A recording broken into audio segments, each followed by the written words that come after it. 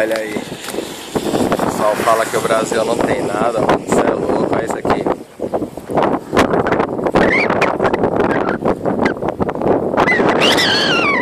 Tem a Europa que tira isso aqui da gente, mano. Olha só.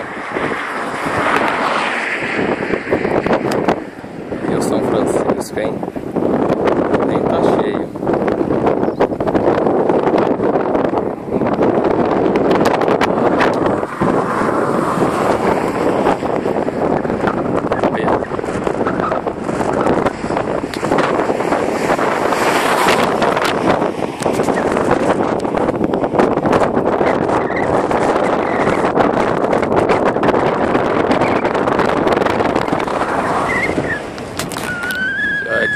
Pior é que a gente só vai viver uma vez só, né? E não vai poder ver isso aqui de novo. Tem gente que nem vai poder viver. Tá sem dinheiro nessa porra, né? Ó.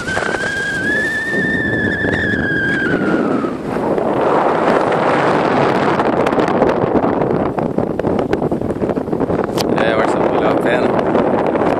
Valeu a pena.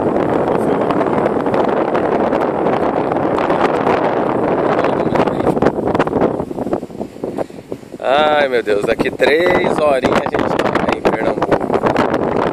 Tá pouco, né?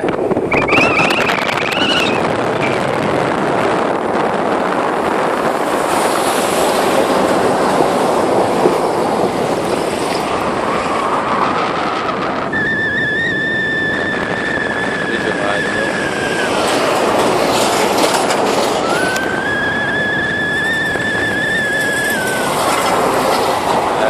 Vamos se despedindo aí com a paisagem aí do São Francisco.